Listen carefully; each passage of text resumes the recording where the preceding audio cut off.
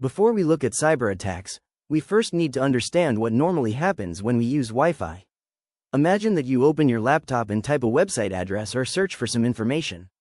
Your device creates a request asking for that information. The request is sent wirelessly from your device to your Wi-Fi router. The router then forwards the request onto the internet. Remember, the internet is actually a huge network of interconnected networks. Your request may travel through several different networks before it eventually reaches the web server that contains the information you requested. Now the process happens in reverse. The web server receives your request, finds the information you asked for, and sends a response back across the internet. That response travels back through the internet to your router. Your Wi-Fi router then sends the information wirelessly back to your device. Your browser receives the information and displays it on your screen. That information might be a web page, an image, a video, a message, or some other type of online content. All of this can happen incredibly quickly, often in less than a second. Remember from our earlier lessons that the information isn't necessarily sent as one large piece. It is usually divided into smaller pieces called data packets, which travel across the network and are reconstructed when they reach their destination. So the normal communication pathway is your device, to your Wi-Fi router, across the internet, to the web server, and then the response travels back again. This is the normal communication pathway that we need to understand, because in the next slide we're going to see what happens when someone secretly tries to place themselves in the middle of this communication. Now that we understand how normal communication works, let's see what happens when an attacker manages to place themselves in the middle. This is called a man-in-the-middle attack, or MITM attack for short. Look at the diagram. On the left, you are using your device and sending a request to a website. On the right is the website server. Normally, information would travel between you and the server without another party secretly controlling that communication. But in a man-in-the-middle attack, the attacker manages to insert themselves somewhere along the communication path. The dangerous part is that you may not realize this has happened. Your device may still appear to be communicating normally with the website, and the website may still receive your requests and send responses back.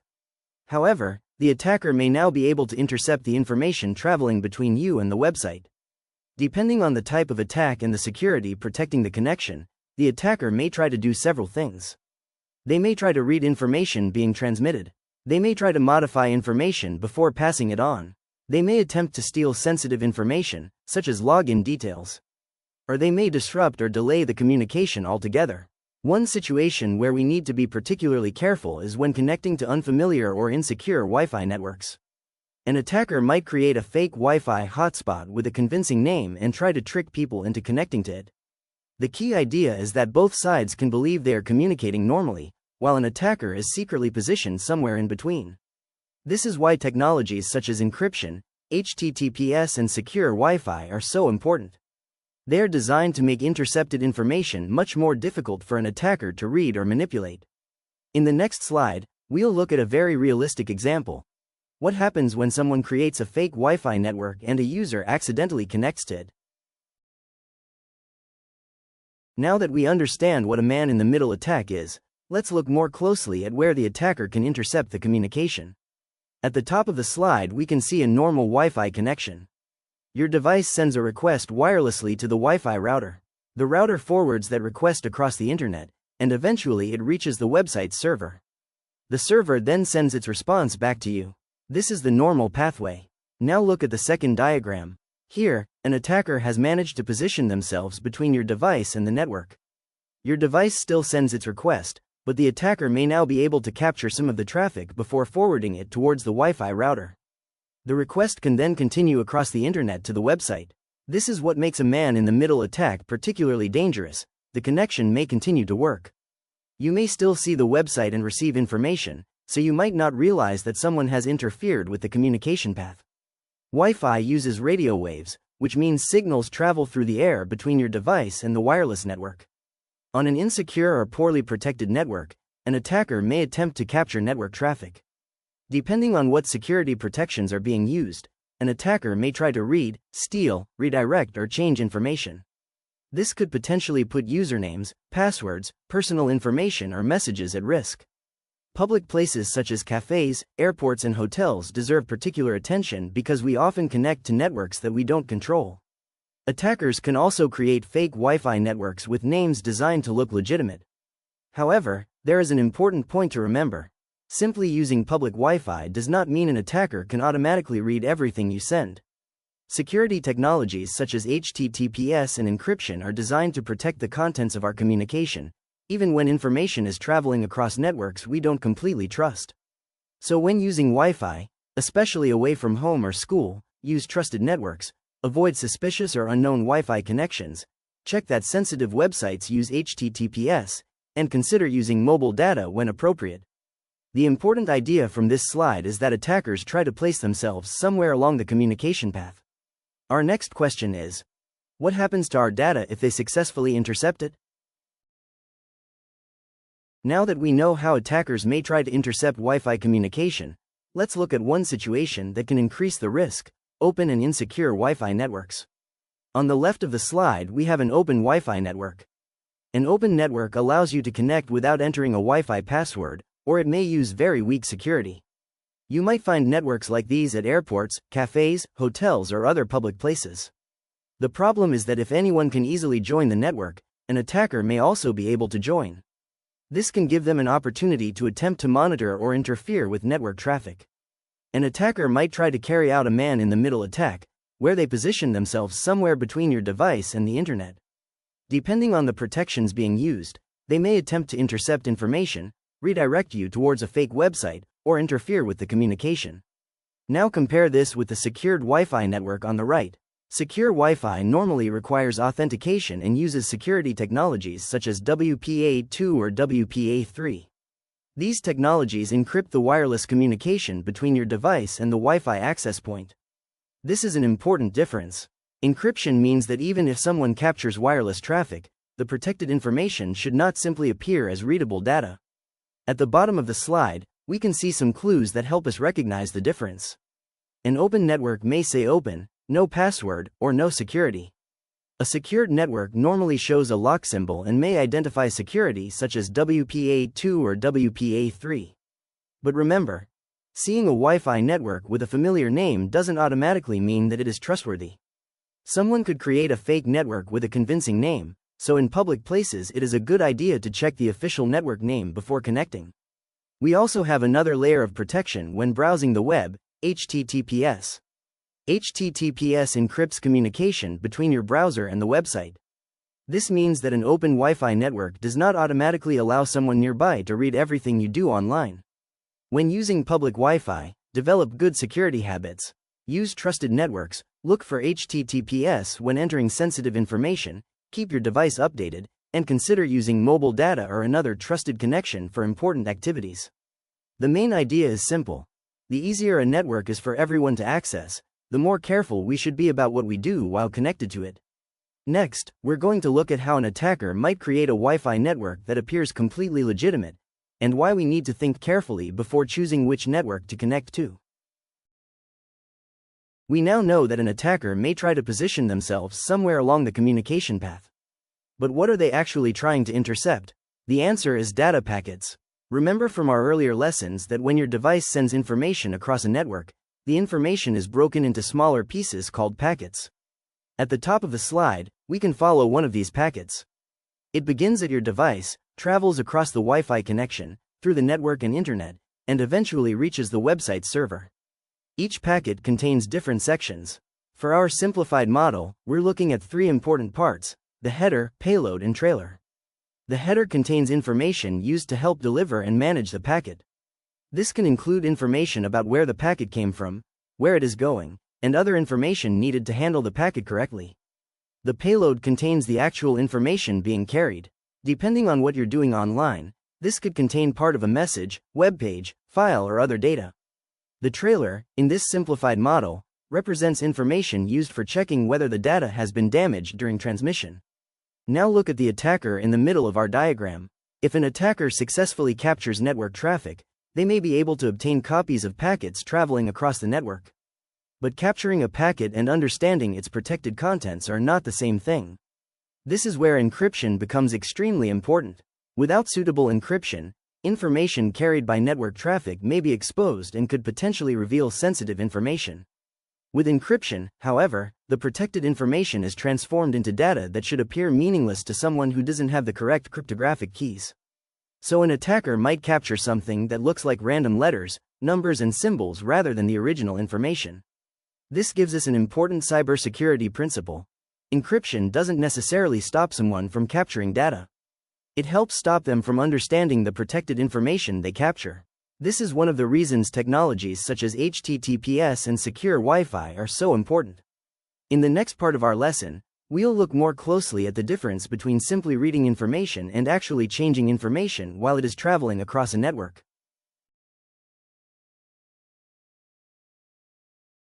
We have seen that a man-in-the-middle attacker may be able to capture data as it travels across a network. But there are two different risks we need to understand: interception and modification. Let's begin with interception, shown at the top of the slide. Imagine that you send the message, "Hello," to a website or another device. The attacker is positioned somewhere in the communication path. The message passes through the attacker, who is able to observe it, but does not change it. The website still receives exactly what you originally sent, "Hello." The problem is that someone who was not supposed to see the information has now seen it. In cybersecurity, this is a problem with confidentiality. Confidentiality means keeping information private and only allowing authorized people or systems to access it. Now look at the second example, modification. This is potentially even more serious because the attacker doesn't just observe the information, they attempt to change it before passing it on. In our example, imagine that you send an instruction saying, "Pay $50." The attacker intercepts the message and changes it to "Pay $5,000" before forwarding it. The receiving system could then receive something different from what you originally sent. This is a problem with another important cybersecurity concept called integrity. Integrity means that information remains accurate and has not been changed without authorization. So we now have two important words to remember. Confidentiality asks, can somebody see information they shouldn't be able to see? Integrity asks, has somebody changed the information without permission? A man-in-the-middle attack can potentially threaten both. This is why encryption and secure communication are so important. Technologies such as HTTPS, WPA2 and WPA3 help protect our communications from interception and manipulation. We should also use trusted Wi-Fi networks, keep our devices updated, and be particularly careful when using open or unfamiliar networks. So remember, interception means the attacker tries to see the data. Modification means the attacker tries to change the data. Protecting information means keeping it both private and trustworthy.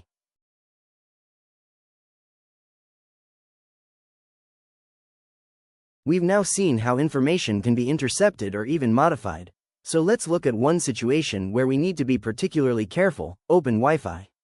An open Wi-Fi network is a wireless network that allows people to connect without a password, or that provides very little Wi-Fi security. You might find networks like these in cafes, airports, hotels, shopping centers, and other public places. The convenience is obvious: you can simply connect and start using the internet. But that convenience can also create additional security risks. If anyone nearby can join the network, then an attacker may also be able to join. They may then attempt to monitor network traffic or interfere with communications. As we can see at the bottom of the slide, there are several possible risks. An attacker may attempt eavesdropping, which means observing network traffic. They may try to steal information, interfere with messages, redirect users towards fake websites, or trick users into downloading malicious software. Open networks can also simply be slower and less reliable because many people may be sharing the same connection. But there is something very important on the right-hand side of this slide: HTTPS. HTTPS creates an encrypted connection between your browser and the website you're communicating with.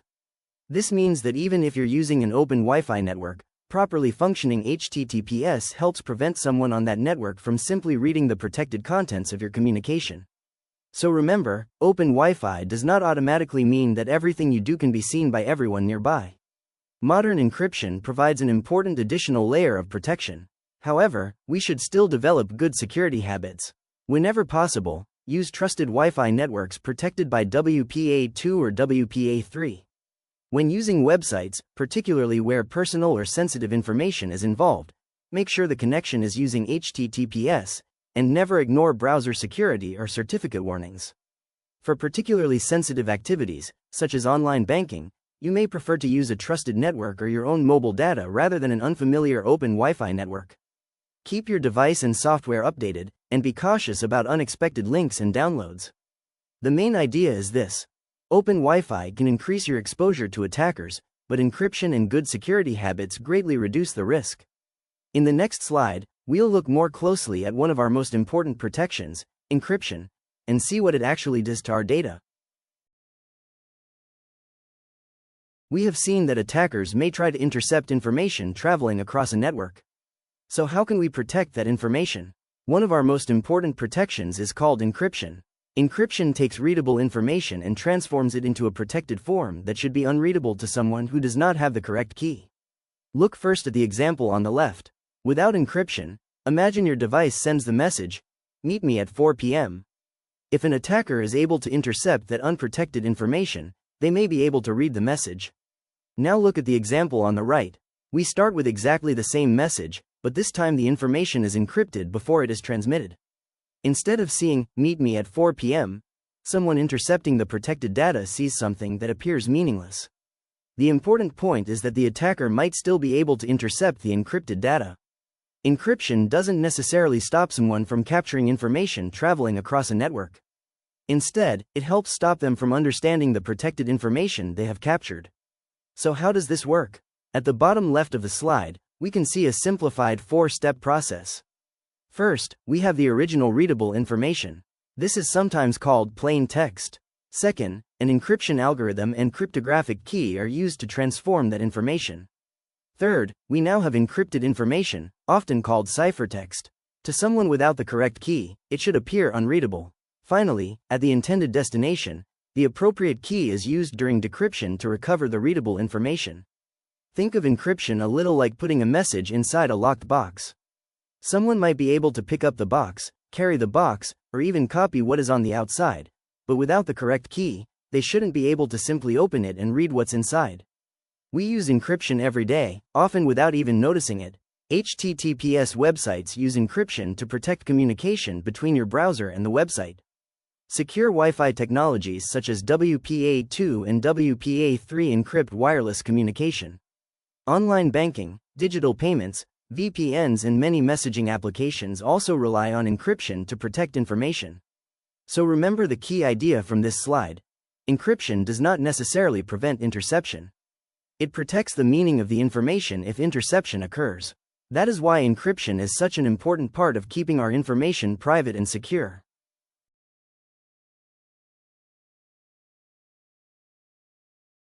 Let's finish by bringing together the main ideas we've learned about man-in-the-middle attacks and Wi-Fi security. First, remember how normal communication works.